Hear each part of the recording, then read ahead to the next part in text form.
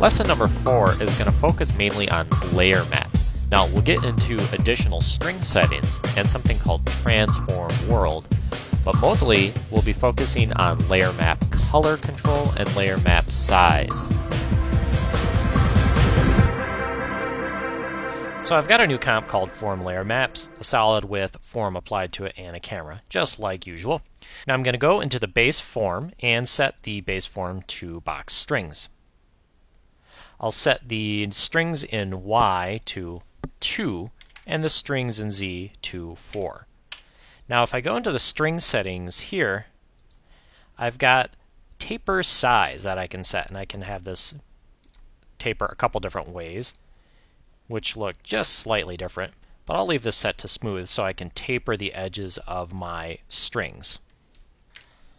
Next I'll set my size to 1800 to make this fairly large in the X, and we'll set the Y to 40, and we'll leave the Z size, well, we'll just leave that alone.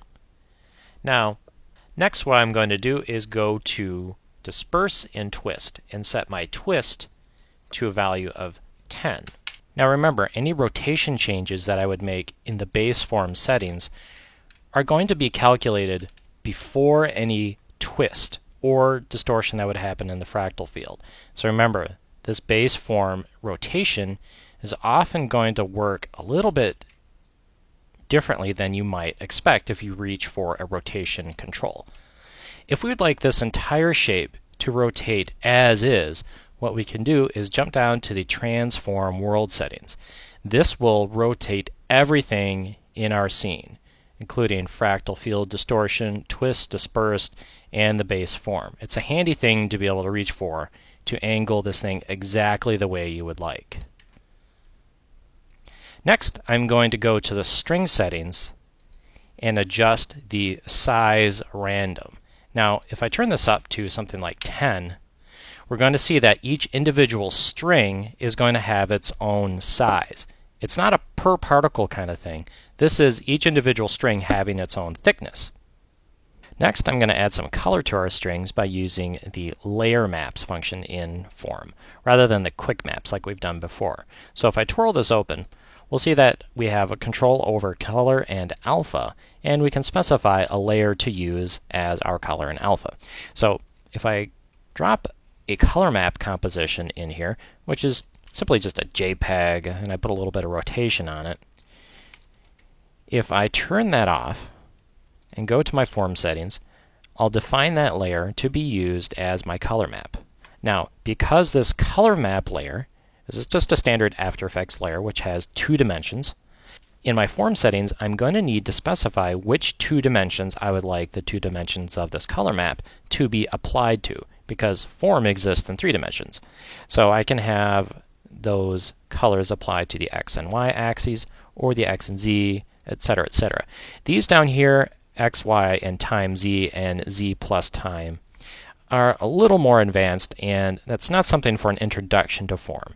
But you can visit the Trapcode website and read up on those. I'm going to use X and Z. And if I play through this, we'll see a little bit of color variation going on because I've got that color map rotating over here.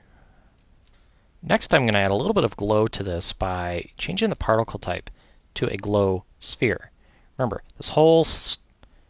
these strings are made up of particles, so if I change the particle type, we're going to see a change in how this string looks.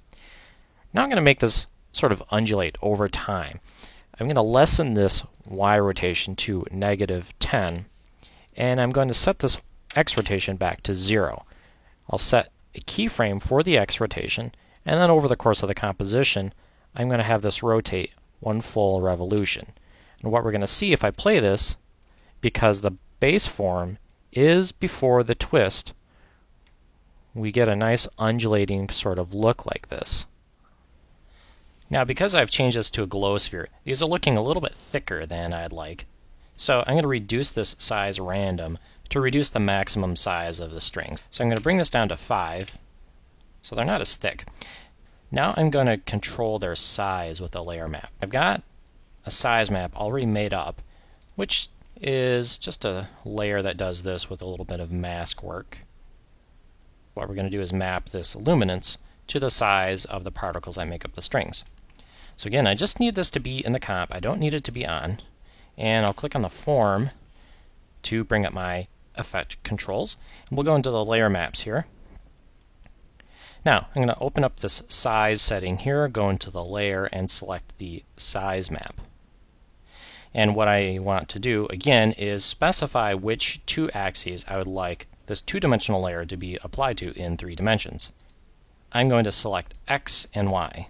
And what we're going to see is that this is going to transition on, kind of like that. And then this rotation will continue to rotate over time.